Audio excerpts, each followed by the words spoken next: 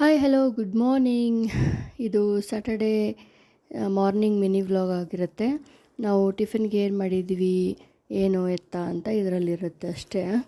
ಸೂಪರಾಗಿರುತ್ತೆ. ಸ್ವಲ್ಪ full video ನೋಡಿ enjoy ಮಾಡಿ ಅಂತ ಹೇಳ್ತಾ ಫಸ್ಟ್ ನಾವು ಎದ್ದ ತಕ್ಷಣ ಏನು ಮಾಡ್ತೀವಿ, ಮಾರ್ನಿಂಗ್ ರೊಟೀನ್ ಎಲ್ಲ ಮುಗಿಸ್ಕೊಂಡು ಅಡುಗೆ ಮನೆಗೆ ಎಂಟ್ರಿ ಕೊಡ್ತೀವಿ. ಅಡುಗೆ ಮನೆಗೆ ಎಂಟ್ರಿ ಕೊಡೋದ್ಲೇ ಸ್ಟಾರ್ಟ್ ಆಗುತ್ತೆ ಒಳ್ಳೆ ಪೂಜೆ ಮಾಡೋದು, ಆಮೇಲೆಲ್ಲ ಅಡುಗೆ ಕೆಲಸ ಎಲ್ಲ ಮಾಡ್ಕೊಳ್ಳೋದು ಸ್ಟಾರ್ಟ್ ಆಗುತ್ತೆ. ಸೊ ಟಿಫಿನ್ಗೆ ಏನು ಮಾಡ್ತಾಯಿದ್ದೀನಿ ಅಂದರೆ, ಫಸ್ಟು ಸ್ವಲ್ಪ ಬಿಸಿನೀರು ಕಾಯಿಸ್ಕೊಂಡೆ ಕುಡಿಯೋಕ್ಕೆ, ಆಮೇಲೆ ಒಂದು ಪಲ್ಯ, ರಾತ್ರಿ ರಾಗಿ ಮುದ್ದೆ ಮಾಡಿರ್ತೀವಲ್ವ, ಅದು ಸ್ವಲ್ಪ ಎಕ್ಸ್ಟ್ರಾ ಉಳಿದ್ಬಿಟ್ಟಿದ್ರೆ ಅದನ್ನ 2 ಅಥವಾ 3 ಎಷ್ಟು ರೊಟ್ಟಿ ಆಗುತ್ತೆ ಅಷ್ಟು ರೊಟ್ಟಿ ಮಾಡಿಕೊಂಡು ಆಮೇಲೆ ಜೋಳದ ರೊಟ್ಟಿ ಮಾಡಿಕೊಂಡು ತಿಂದರೆ ಮಾರ್ನಿಂಗು ಟಿಫಿನು ಆಗೋಯ್ತು.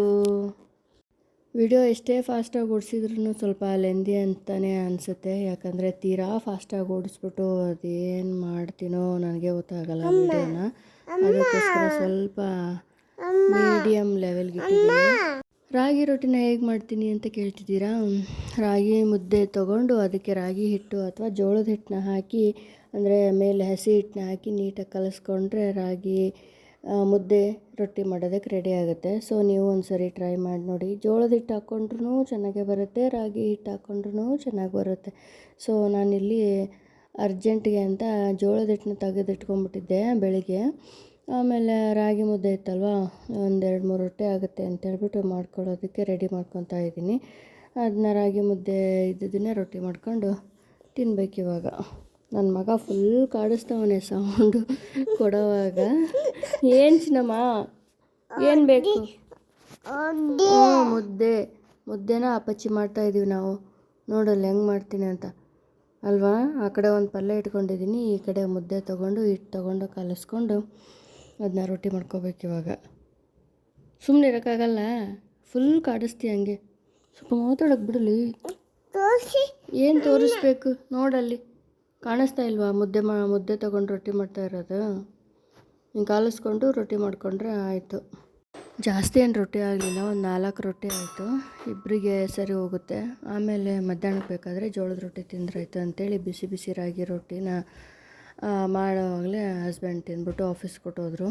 ಆಮೇಲೆ ನಮ್ಮದು ಜೋಳದ ರೊಟ್ಟಿ ಪ್ರೋಗ್ರಾಮ್ ಸ್ಟಾರ್ಟ್ ಮಾಡಿಕೊಂಡು ಅದನ್ನ ಮುಗಿಸಿ ಕೆಲವೊಂದಿಷ್ಟು ಆನ್ಲೈನಲ್ಲಿ ಆರ್ಡ್ರ್ ಮಾಡಿದ್ದೆ. ಮನೆ ಇನ್ನೂ ಹೊಸದಲ್ವ, ಅದಕ್ಕೋಸ್ಕರ ಏನೇನು ಬೇಕು ಸ್ವಲ್ಪ ನನಗೆ ಯಾವುದ್ಯಾವ್ದು ಬೇಕು ಅಂತ ಹೇಳ್ಬಿಟ್ಟು ಇಟ್ಕೊಳ್ಳೋದಕ್ಕೆ ಜಾಗ ಸ್ವಲ್ಪ ಜಾಸ್ತಿ ಕಡಿಮೆ ಇರೋದ್ರಿಂದ ಸ್ವಲ್ಪ ಜಾಗದಲ್ಲೇ ಸ್ವಲ್ಪ ಅಡ್ಜಸ್ಟ್ ಮಾಡ್ಕೊಂಡು ಇಡೋ ಅಂಥ ಪದಾರ್ಥಗಳನ್ನ ನೋಡಿಕೊಂಡು ಆರ್ಡ್ರ್ ಮಾಡಿದ್ದೆ. ವಸ್ತುಗಳು ಏನೇನಂತ ನೋಡೋಣ ಬನ್ನಿ. ಇವಾಗ 3 ಒಟ್ಟಿಗೆ ಬಂದಿರಲಿಲ್ಲ, ಒಂದೊಂದು ದಿನ ಒಂದೊಂದು ಬಂದಿತ್ತು. ಸೊ ಅದನ್ನೆಲ್ಲ ಒಂದೇ ಸರಿ ವ್ಲಾಗ್ ಮಾಡಿದ್ರಾಯ್ತು ಅಂತೇಳಿ ಹಂಗೆ ಇಟ್ಕೊಂಡಿದ್ದೆ. ಫಸ್ಟು ಬಾತ್ರೂಮ್ ಯೂಸ್ಗೆ ಅಂತೇಳ್ಬಿಟ್ಟು ಈ 2 ಸ್ಟ್ಯಾಂಡು, ವಾಲ್ ಹ್ಯಾಂಗಿಂಗ್ ಮಾಡೋದದು, ಸ್ಟಿಕ್ಕರ್ ಹಾಕ್ಬಿಟ್ಟು. ನೆಕ್ಸ್ಟ್ ಒಂದು ಬಂದ್ಬಿಟ್ಟು ಎಗ್ ರ್ಯಾಕು. ಎಗ್ಗು ಸುಮ್ಮನೆ ತಂದು ಕಟ್ಟಿ ಮೇಲಿಟ್ಟು ಬಿದ್ದು ಒಡೆದೋಗುತ್ತೆ ಹಂಗೆ ಹಿಂಗೆ ಅಂತೇಳಿ ಚೆನ್ನಾಗಿರುತ್ತೆ, ಒಂದು ತರಿಸ್ಬಿಡೋಣ ಅಂತ ಹೇಳಿ ಎಲ್ಲನೂ ಆರ್ಡ್ರ್ ಮಾಡಿದ್ದೆ. ಚೆನ್ನಾಗಿ ಬಂದಿತ್ತು. ಇದು ಕೂಡ 18 ಎಗ್ ಇಡ್ಬೋದು, ಬಟ್ ನಮಗೆ ಮೇಲಿಡೋದು ಕೆಳಗಿಡೋದಕ್ಕೆ ಭಯ ಆಗುತ್ತೆ. ಸೊ ನೋಡ್ಕೊಂಡು ಇಡಬೇಕಷ್ಟೆ, ಅಲ್ಗಾಡಲ್ಲ ಮತ್ತು ಒಂದಕ್ಕೊಂದು ಟಚ್ ಆಗೋದಿಲ್ಲ. ನೀಟಾಗಿ ಎಗ್ಗು ನೀಟಾಗಿ ಕುತ್ಕೊಳ್ಳುತ್ತೆ. ಅದಕ್ಕೋಸ್ಕರ ಸ್ಟ್ಯಾಂಡು ತರಿಸಿದೆ. ಫುಲ್ಲು ಗಟ್ಟಿಯಾಗಿಯೂ ಇತ್ತು ಮತ್ತು ಚೆನ್ನಾಗಿ ಕೂಡ ಇತ್ತು. ಇನ್ನೊಂದು ಬಾಕ್ಸ್ ಏನಪ್ಪ ಅಂದರೆ ಫ್ರೂಟ್ಸ್ ಬಾಕ್ಸ್. ಇದು ಮೆಟಲಿಂದು ಚೆನ್ನಾಗಿದೆ ಅಂತ ಅನ್ನಿಸ್ತು. ಫ್ರೂಟ್ಸ್ ಎಲ್ಲನೂ ಹಾಕಿಡೋಕ್ಕೆ ದೊಡ್ಡ ಸೈಜಲ್ಲಿ ಬಂದಿದೆ. ನಾನೇನೋ ಚಿಕ್ಕದಿರುತ್ತೆ ಆಗುತ್ತೋ ಇಲ್ವೋ ಎಲ್ಲ ಫ್ರೂಟ್ಸ್ಗೂ ಅಂತ ಅಂದ್ಕೊಂಡಿದ್ದೆ, ಬಟ್ ದೊಡ್ಡದಾಗೇ ಇದೆ. ಬಾಳೆಹಣ್ಣು ಮತ್ತು ಮ್ಯಾಂಗೋ, ಪಪಾಯ ಎಲ್ಲನೂ ಇಡ್ಬೋದು. ಆ್ಯಪಲ್ ಕೂಡ ಇಟ್ಟಿದ್ದೀನಿ ನಾನು. ಎಲ್ಲನೂ ಚೆನ್ನಾಗೇ ಹಿಡಿಯುತ್ತೆ. ಲೆವೆಲು ಸೂಪರಾಗಿದೆ ನೋಡಿ. ಈ ಥರ ಜಾಯಿಂಟ್ ಮಾಡ್ಕೊಂಬಿಟ್ರೆ ಆಗೋಯ್ತು. ನೋಡೋದಕ್ಕೂ ತುಂಬ ಚೆನ್ನಾಗಿ ಕಾಣಿಸ್ತು.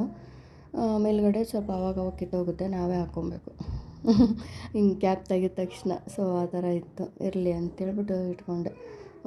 ನೀಟಾಗಿ ಚೆನ್ನಾಗಿ ಕಾಣಿಸುತ್ತೆ ಕಟ್ಟೆ ಮೇಲೆ ಟೇಬಲ್ ಮೇಲೆಲ್ಲ ಇಟ್ಟಾಗ ಅಂತ ಹೇಳ್ಬಿಟ್ಟು. ನೆಕ್ಸ್ಟು ಫ್ರೂಟ್ಸ್ನ ಇದರಲ್ಲಿ ಹಾಕ್ಬಿಟ್ಟು ತೋರಿಸ್ತೀನಿ ನೋಡಿ ಚೆನ್ನಾಗಿ ಬಂದಿದೆ. ಇವಾಗೆಲ್ಲ ಖಾಲಿ ಆಗೋಗಿತ್ತು. ಮ್ಯಾಂಗೋ ಆಗಿರ್ಬೋದು, ಆ್ಯಪಲ್ ಆಗಿರ್ಬೋದು, ಎಗ್ಗು ಕೂಡ ಅಷ್ಟೇ. ಎಷ್ಟೆಷ್ಟಿತ್ತು ಅಷ್ಟೇ ಇಟ್ಬಿಟ್ಟು ಒಂದು ಕ್ಲಿಪ್ ತೊಗೊಂಡೆ ಅಷ್ಟೇ. ಇನ್ನೂ ಒಂದು ಆರ್ಡ್ರ್ ಏನು ಬಂದಿತ್ತು ಅಂತಂದರೆ, ಆಗಲೇ ಬಾತ್ರೂಮ್ ರ್ಯಾಕ್ ತೋರಿಸಿದ್ನಲ್ವ, ಇದು ಕಿಚನ್ ರ್ಯಾಕಿಂದು. ಇದು ನೆಕ್ಸ್ಟ್ ಡೇ ಬಂದಿತ್ತು. ಸೊ ಅದನ್ನು ಕ್ಲಿಪ್ ಇದರಲ್ಲಿ ಆ್ಯಡ್ ಮಾಡಿಕೊಂಡೆ. ಈ ಈ ವ್ಲಾಗಲ್ಲಿ. ತುಂಬ ಚೆನ್ನಾಗಿ ಬಂದಿತ್ತು ಇದು ಮಾತ್ರ. ಬಟ್ ಇದು ಸ್ಟಿಕ್ಕರಿಂದ ಅಲ್ಲ, ಡ್ರಿಲ್ ಹೊಡ್ಸೋದು, ಅಂದರೆ ಮೊಳೆಗೆ ಹಾಕ್ಕೊಬೋದಿತ್ತು. ತುಂಬ ಹೆವಿ ಇತ್ತು ಕೂಡ ಮೆಟಲು, ತುಂಬ ಸೂಪರಾಗಿಯೇ ಇತ್ತು. ಬಟ್ ಗ್ರಿಲ್ ಆಗಿರೋದ್ರಿಂದ ಹಾಕಿಸ್ಬೇಕೋ ಬೇಡವೋ ಅಂತ ಯೋಚನೆ ಮಾಡ್ತಾಯಿದ್ವಿ. ಬಟ್ ಹಾಕ್ಸ್ಬಿಟ್ವಿ, ಚೆನ್ನಾಗಿದೆ. Thank you so much for watching. Bye bye.